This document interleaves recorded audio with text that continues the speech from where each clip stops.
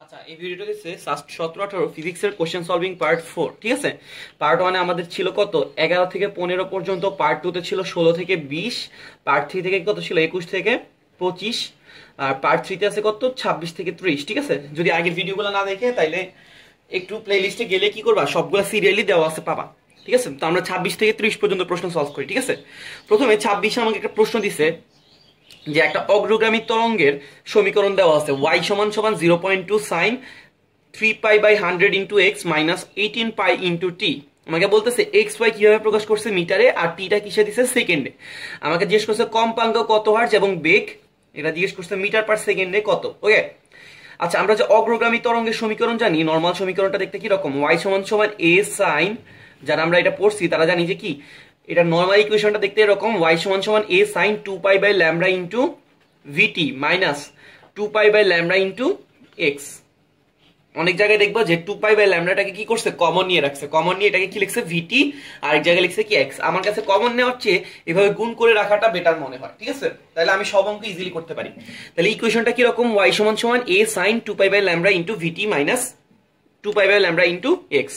আচ্ছা, এখন আমি তুলনা করব। তুলনা মানে কি, এই ইকুয়েশনটার সাথে প্রশ্ন যে দেওয়া ইকুয়েশনটা আছে ওইটাকে তুলনা করব। তুলনা করলে একটু দেখো তো, এখানে যে এর পরিচয় কি ছিল, বিস্তার, বিস্তারের জায়গায় কত দেওয়া আছে 0.2, তাহলে আমি বুঝতেছি বিস্তার কতটুকু 0.2। এখন কি প্রশ্ন আমার কাছে বিস্তার চাইছে, বিস্তার চাই না, চাইছে কত, বেগ চাইছে আর কম্পাঙ্ক চাইছে। তাহলে আমরা এই দুইটাকে ক্যালকুলেট করবো। ওকে, আচ্ছা, এবার আমাদের সাইনের এখানে একটা সাইন আছে, এখানে একটা সাইন আছে, তাহলে সাইন সাইন নিয়ে কোনো সমস্যা নাই। এরপরে ভিতরে একটা প্যাকেট আছে, এখানে একটা ভিতরে প্যাকেট আছে, তো প্যাকেটের মধ্যে আমি এবার কি করবো, মিলাবো।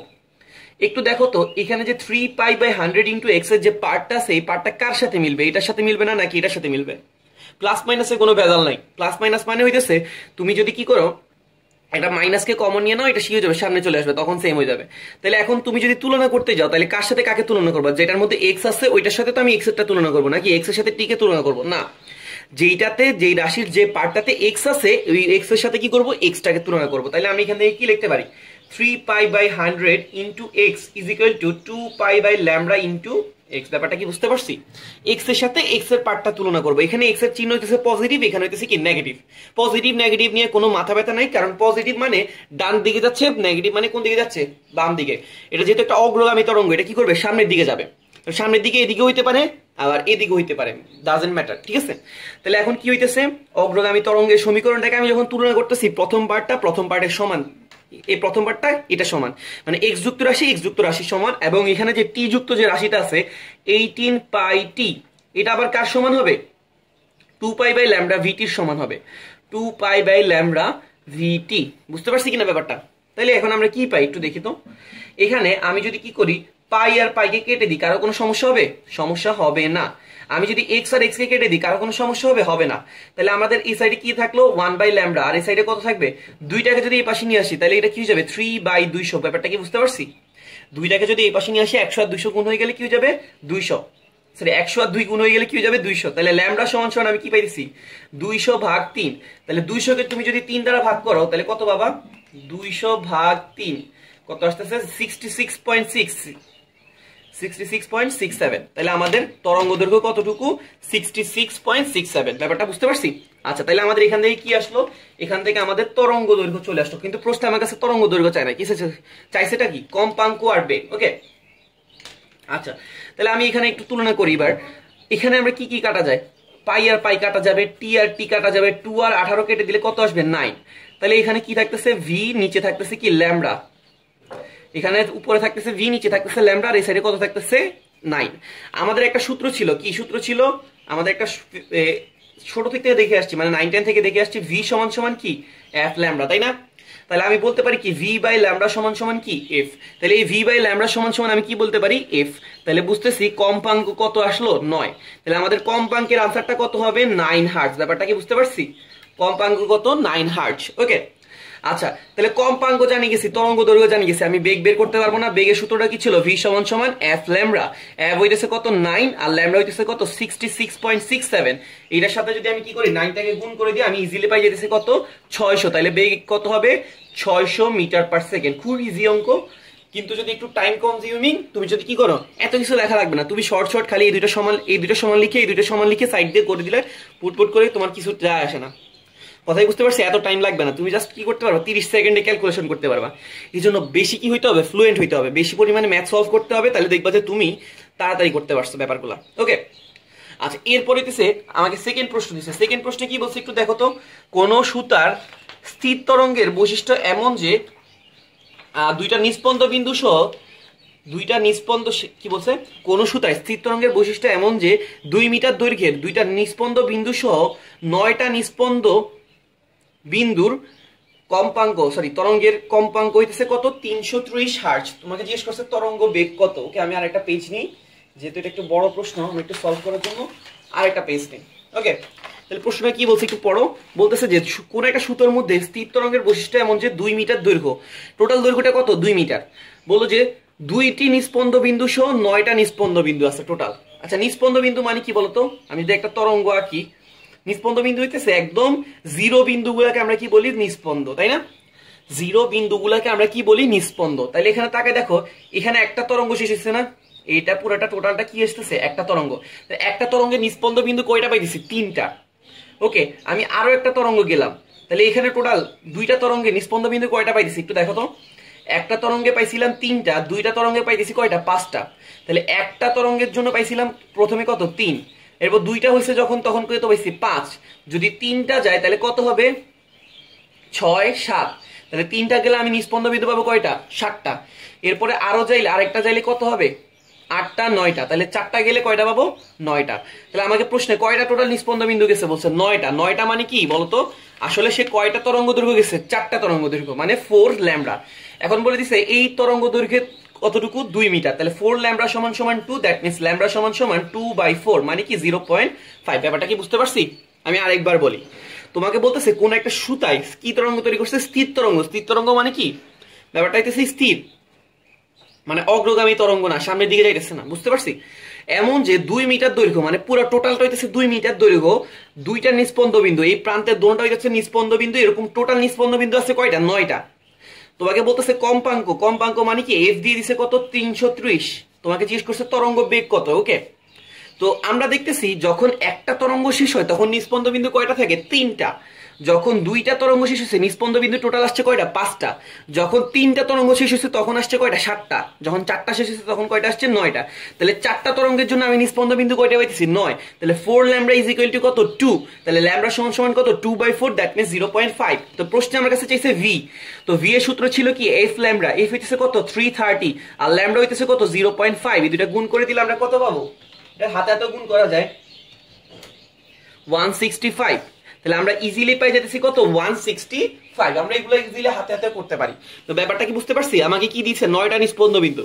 9টা নিস্পন্দ বিন্দুর জন্য আমরা তরঙ্গ পাবো 4টা। তাহলে 4টা সমান সমান কত, 2। এখান থেকে ল্যামডা পাইছি, এফ প্রশ্ন দেওয়া আছে, ভি সমান সমান এফ ল্যামডা বসে দিছি, অঙ্ক শেষ। ওকে, তাহলে আশা করি সমস্যা নাই কারো। এরপরে 28 নাম্বার প্রশ্ন আমাকে কি বলছে, কোন একটা রিঅ্যাক্টরে এত কেজি ভরের একটা নিউট্রন কণা, এত কেজি ভরের একটা নিউট্রন কণা। নিউট্রন কণা মানে কয়টার কথা বলছে, একটা নিউট্রন কণার কথা বলছে। 27 ডিগ্রি সেলসিয়াস তাপমাত্রায় বিচরণরত অবস্থায় মূল গড় বর্গবেগ, মূল গড় বর্গবেগ মানে কি, সিআরএমএস। ঠিক আছে, সিআরএমএস এর সূত্রটা কি ছিল, √3RT/m। সিআরএমএস বের করতে বলছে, ঠিক আছে। সিআরএমএস এ কি বলছে, √3RT/m। ওকে, এখানে এম এর পরিচয়টা কি ছিল, এম হইতেছে আমাদের আণবিক ভর ছিল। ওকে, আণবিক ভর, এটাকে আমরা কিসে নিতাম, গ্রামে নিতাম। বাট তুমি যদি এটাকে বলতে চাও, এটাকে বলতে পারো টোটাল ভর। ঠিক আছে, মানে যার কথা নিছি, যাকে নিছি তার টোটাল ভর। ওকে, আচ্ছা, তো এখন আমাকে এখানে নিউট্রন কণার ভর দিছে। এখানে বলো তো কয়টা নিউট্রন কণার ভর দিছে, একটা নিউট্রন কণা ভর দিছে। ঠিক আছে, তাহলে একটার জন্য আরো একটা স্পেশাল সূত্র ছিল, √3kT/m। এটা ছিল একটার জন্য, এটা ছিল টোটালটার জন্য সূত্র। ঠিক আছে, আমি আরেকবার বলতেছি, এখানে যে √3RT/m টা ছিল, এটা ছিল টোটালটার জন্য, যখন আমাকে m টোটালটা দিবে। আর যখন একটার জন্য দিবে তখন আমি √3kT/m দিয়ে ক্যালকুলেট করবো। ওকে, তো তাহলে আমি এখানে মান বসাই দিই। 3k এটা কি ছিল, বোলজম্যানের কনস্ট্যান্ট, যেহেতু আমাকে এখানে একটার জন্য দিছে।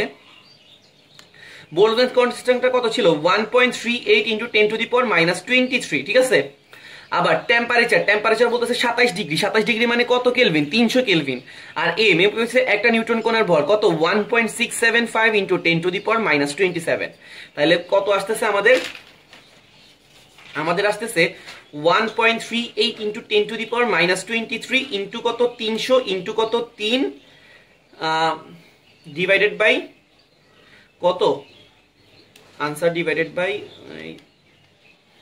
1.675 ইন্টু 10⁻⁻27 ভাগ করে দিলাম, কত আসতেছে, যেটা আসতেছে ওইটাকে কি করে দিব, রুট করে দিব। তাহলে আসতেছে 2723.036।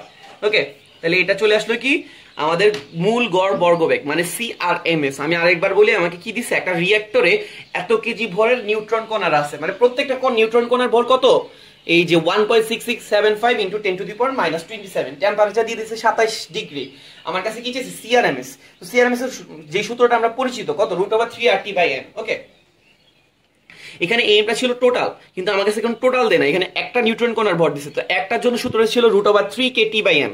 আমরা জানি যে আর আছে ওইটাকে যদি আমরা 6.02 ইন্টু 10⁻23 দ্বারা ভাগ করে দেই, আমরা কি পাই যাবো, কে পাই যাবো, এটাকে নাম হইতেছে কি বোল্টজম্যান কনস্ট্যান্ট। বোল্টজম্যান কনস্ট্যান্টের মানটা কি ছিল, আমাদের আর কে 6.02 ইন্টু 10⁻23 দ্বারা ভাগ করলে যেটা আসবে ওইটা কত হবে, 1.38 ইন্টু 10⁻⁻23।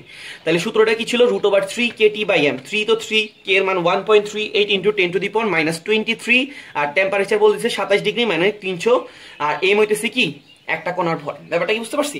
আচ্ছা, 29 প্রশ্নে কি বলছে, কোন একটা তাপগতি সিস্টেমে আয়তন বৃদ্ধি পায় কিন্তু পরিপাশের সাথে তাপের আদান প্রদান হয় না, কোনটা সত্য? ওকে, 3-4টা অপশন দেওয়া আছে বা 5টা, সাস্টে তো 5টা অপশন দেয়। ওকে, আমাকে বলতেছে তাপগতীয় সিস্টেম। তো আমরা জানি যে একটা তাপগতীয় সিস্টেমের যদি যে সূত্রটা ছিল dq = du প্লাস dw, এটা সবাই পরিচিত প্রথম সূত্র। ওকে, যতটুকু তাপ দিব এটা কি হবে, অন্তস্থ শক্তি পরিবর্তন করবে আর বাকিটা কাজ করবে। ওকে, তো এখন আমাকে কি বলতেছে, আয়তন বৃদ্ধি পায়। তাহলে এখানে কি কোনো আয়তন আছে না, তাহলে আমি আয়তনটাকে যদি আনতে চাই, dq = du প্লাস dw মানে কি বলতো, pdv। dw এর ফর্মুলাটা কি, pdv। তাহলে dq = du প্লাস dw। এখন প্রশ্নে বলতেছে কোন একটা তাপগতীয় সিস্টেমে আয়তন বৃদ্ধি পায় কিন্তু পরিপাশে তাপের আদান প্রদান হয় না, মানে কোন প্রকার তাপ দেয়ও না, কোন প্রকার তাপ নেয়ও না। তার মানে কি, ডিকিউটা কি ছিল, তাপের যতটুকু আদান প্রদান হয়। যেহেতু তাপের আদান প্রদান হয় না, তার মানে ডিকিউ কত, 0। আমি আবার বলতেছি, আমাদের ডিকিউটা ছিল কি, আদিতাপ শেষ তাপ বিয়োগ আদিতাপ। এখন যেহেতু তাপের আদান প্রদান হয় নাই, আদিতাপ যেটা ছিল শেষ তাপও কি হবে, সেম হবে। তাহলে এটা কি আসবে, ডিকিউটা 0 আসবে। তাহলে ডিকিউ = 0, আর এখানে থাকবে ডিইউ প্লাস পিডিভি। ঠিক আছে, তাহলে আমি এখান থেকে কি পেয়েছি, pdv = -du। বুঝতে পারছি কিনা ব্যাপারটা, কি বুঝতে পারছি? আচ্ছা, এখন বলতেছে সিস্টেমে আয়তন বৃদ্ধি পায়। আয়তন বৃদ্ধি পাওয়া মানে কি, আয়তন পজিটিভ। ঠিক আছে, তাহলে আয়তন যদি পজিটিভ হয়, সরি, কোনো কিছু আয়তন যদি বৃদ্ধি পায় তাহলে আয়তন হইতেছে পজিটিভ, আয়তন যদি হ্রাস পায় আয়তন হইতেছে কি, নেগেটিভ। এখন আয়তন যদি পজিটিভ হয়, মানে এই সাইডটা যদি পজিটিভ হয়, তাহলে ডিইউটা কি আসবে, পজিটিভ আসবে নাকি নেগেটিভ আসবে? অবশ্যই কি আসবে, নেগেটিভ, কারণ এখানে কি আছে, একটা মাইনাস চিহ্ন। আমি আবার বলতেছি, আমি যদি এখানে আয়তনটাকে পজিটিভ বসাই তাহলে ডিইউ এর ভ্যালুটা কি পাবো, নেগেটিভ। এখন ডিইউ নেগেটিভ হওয়া যে কথা, ডিইউ মানে কি, অন্তস্থ শক্তি। অন্তস্থ শক্তিটা কি হয়েছে, নেগেটিভ হওয়া যে কথা, টেম্পারেচার হ্রাস পাওয়া একই কথা। ঠিক আছে, টেম্পারেচার মাইনাস মানে কি, টেম্পারেচার কি হয়েছে, হ্রাস পাইছে। তাহলে কি হবে, তাপমাত্রাটা হ্রাস পাবে। তাপ হ্রাস মানে কি, শীতল হয়ে যাবে। আমি আরেকবার একটু তোমাকে ক্লিয়ারলি বোঝাই দিই। কোন একটা তাপগতীয় সিস্টেমের কথা বলছে, তো তাপগতীয় সিস্টেমের সূত্র হচ্ছে dq = du প্লাস dw। তো ডিডব্লিউটাকে আমি পিডিভি লিখছি, কারণ আমাকে এখানে আয়তনের কথা বলছে। বললো যে তাপের আদান প্রদান হয় না, তাপের আদান প্রদান মানে কি, ডিকিউটা কি, 0। তাহলে ডিকিউ = ডিইউ প্লাস পিডিভি, এটাকে 0 বসে দিলে ডিইউ প্লাস পিডিভি = 0। তাহলে আমি এখান থেকে পিডিভি = কি পাইতেছি, -ডিইউ। এখন যেহেতু আয়তন বৃদ্ধি পাইছে, আয়তনটা কি হয়েছে, বৃদ্ধি পাইছে। কোনো কিছু যদি বৃদ্ধি পায় তার মানে এটা পজিটিভ। যদি আমি এখানে পজিটিভ আয়তনকে বসাই তাহলে ডিইউটা কি আসবে, নেগেটিভ আসবে। ডিইউ নেগেটিভ মানে কি, অন্তস্থ শক্তি কি হয়েছে, হ্রাস পাইছে। অন্তস্থ শক্তি হ্রাস পাওয়া মানে কি, সিস্টেমটা কি গরম হওয়া নাকি শীতল হওয়া? অবশ্যই শীতল হওয়া, কারণ শীতল হইলেই কি হবে, অন্তস্থ শক্তিটা হ্রাস পাবে। অন্তস্থ শক্তি মানে কি, কোন একটা সিস্টেমের মধ্যে যতটুকু শক্তি আছে ওইটাই কি, তার অন্তস্থ শক্তি। তাহলে এখন যদি এটা কি হয়, এটা কখন হ্রাস পাবে, যদি সিস্টেমটা কি হয়ে যায়, ঠান্ডা হয়ে যায়, তাহলে টেম্পারেচার হ্রাস পাইতেছে। ব্যাপারটা কি বুঝতে পারছি? ওকে, আচ্ছা, এরপরে প্রশ্নে লাস্ট প্রশ্ন 30 নাম্বার, এটা একটু মোটামুটি সলভ করতে মনে হবে যেন একটু অন্যরকম, কারণ এরকম প্রশ্নগুলো একটু বড় করে দিছে। ঠিক আছে, বলছে কি 4 কেজি ভরের একটা বস্তুর উপর চিত্রানুযায়ী 3√2 এবং 4√2 ক্রিয়াশীল বস্তুটার ত্বরণ সর্বাংশে কোন অক্ষ বরাবর কাজ করতেছে? পজিটিভ এক্স অক্ষ বরাবর। এটা হচ্ছে সবচেয়ে ইম্পর্টেন্ট লাইন। বস্তুটার ত্বরণ সর্বাংশে কোন অক্ষ বরাবর কাজ করতেছে? পজিটিভ এক্স অক্ষ বরাবর। এবং ত্বরণ বলতেছে কত? ত্বরণটা কত কাজ করতেছে? 1 মিটার পার সেকেন্ড। তোমাকে জিজ্ঞেস করছে কতটুকু এফ অফ এক্স কতটুকু এফ অফ ওয়াই বল প্রয়োগ করতে হবে। ওকে, আমাকে এখানে একটা চিত্র দিছে। চিত্রে এই বরাবর কাজ করতেছে 4√2, এই বরাবর কাজ করতেছে কত? 3√2। এই বরাবর কোণ হইতেছে 45, এই বরাবর কোণ হইতেছে 45। তাহলে আমি যখন উপাংশের কাজ করি আমার মেইন থিম কি থাকে জানো? যে উপাংশগুলা কাজ করতেছে ওদেরকে মুছি ফেলা। ওদেরকে মুছার উপায় কি জানো? তুমি কি করবা? জাস্ট এদেরকে দুইটা উপাংশে ভাগ করে দিবা। 4√2 কে যদি আমি মুছতে চাই তাহলে কয়টা উপাংশ আসবে? দুইটা। কোন একটা বলকে যদি মুছতে চাই তাদের লম্ব বরাবর কয়টা উপাংশ থাকবে? দুইটা। একটা হচ্ছে আনুভূমিক, একটা হচ্ছে উলম্ব। তাহলে 4√2 এর আনুভূমিক উপাংশ কত হবে? 4√2 cos 45। ব্যাপারটা কি বুঝতে পারছি? 4√2 এর আনুভূমিক উপাংশ কত হবে? 4√2 cos 45। আর উলম্ব উপাংশ কত হবে? 4√2 sin 45। ব্যাপারটা কি বুঝতে পারছি? আচ্ছা, cos 45 ডিগ্রির মান সবার জানা আছে 1/√2। তাহলে 1/√2 √2 কাটা গেলে এখানে কি থাকবে? 4। sin 45 এর মান হইছে কত? 1/√2। তাহলে এখানেও কি থাকবে? 4। ওকে, এখানে আবার একটা কি আছে? 3√2। এটাকে আমি কি করব? মুছে ফেলবো। তাহলে এই বরাবর উপাংশ কাজ করবে কত? 3√2 sin 45। দ্যাট মিন্স sin 45 এর মান কত? 1/√2। তাহলে √2 কাটা চলে গেলে কি থাকবে? শুধু 3। আর এই বরাবর উপাংশ কত হবে? 3√2, সরি এটা cos 45, আবার cos 45 এর মানও 1/√2। তাহলে এখানে কোনো চেঞ্জ নাই। এখানে আসবে কত? 3√2 sin 45। এখানে কত আসবে? 3। sin 45 এর মান কত? 3। ব্যাপারটা কি বুঝতে পারছি? আমাদেরকে দুইটা বেগ দিছিল, বল দিছিল, একটা হচ্ছে 4√2, একটা দিছিল 3√2। আমি এরা যেহেতু তেরাবেড়া আছে এদেরকে কি করছি? সোজা করছি। কেমনে? দুইটা উপাংশে ভাগ করছি, একটা আনুভূমিক একটা লম্ব। একেও আনুভূমিক আর একটা লম্ব। তাহলে আমাদের টোটাল কি আসতেছে একটু দেখো তো। এই বরাবর আসতেছে 4, এই বরাবর আসতেছে কত? 3, আর এই বরাবর আসতেছে কত? 3, আবার আরেকটা আছে কত? 4। তার মানে টোটাল কত কাজ করতেছে? এই বরাবর 7। ব্যাপারটা কি বুঝতে পারছি? তাহলে এই বরাবর টোটাল কত কাজ করতেছে? 7। বুঝতে পারছি কিনা? আচ্ছা, এবার একটু তাকে দেখো তো। এখান দিয়ে কাজ করতেছে 3, এখান দিয়ে কাজ করতেছে 4।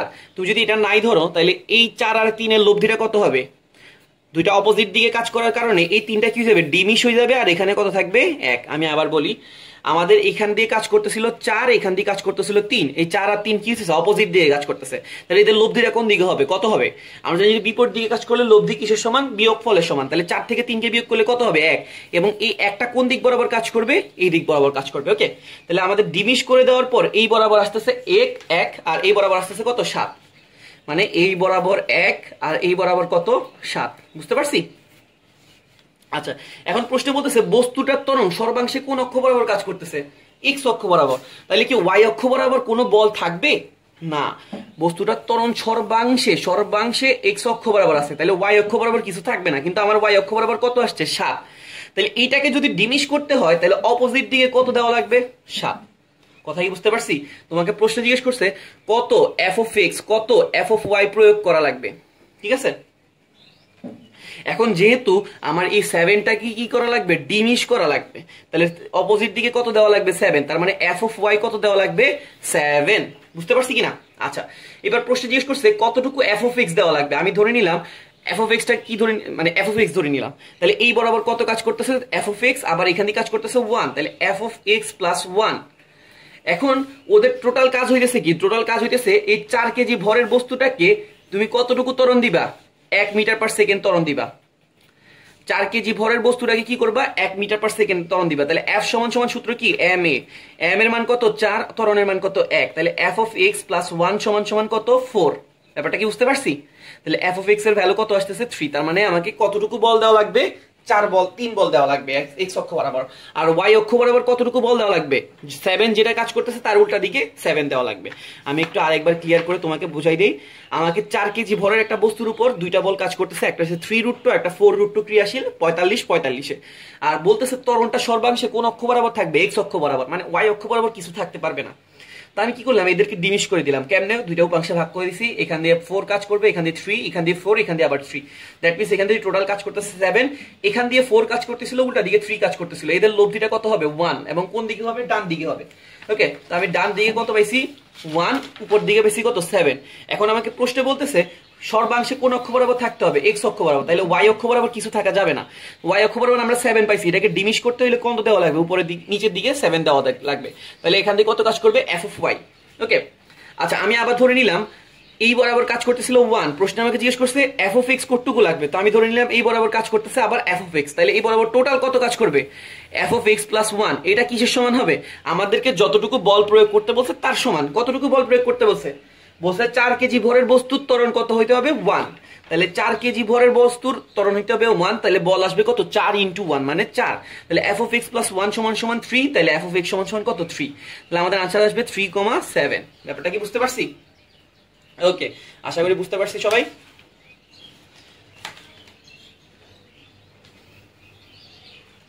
ওকে, আচ্ছা এবার একটু অপশনগুলোর দিকে তাকায় দেখো, আমাদেরকে 3 দিছে, 7 দিছে, আর একটা দিছে 3 মাইনাস 7।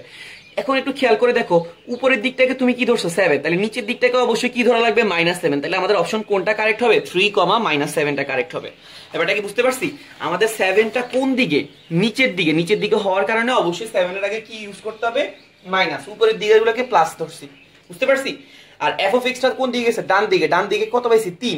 যদি বাম দিকে কাজ করতো তাহলে কত হইতো? মাইনাস আসতো। বুঝতে পারছি? কিন্তু বাম দিকে যেহেতু কাজ করতেছে না, তাহলে এখানে কি আসবে? 3 আসবে। তাহলে আমাদের আনসারটা 3, -7 এফ অফ এক্স, ওয়াই। বুঝতে পারছি আশা করি। Thank you.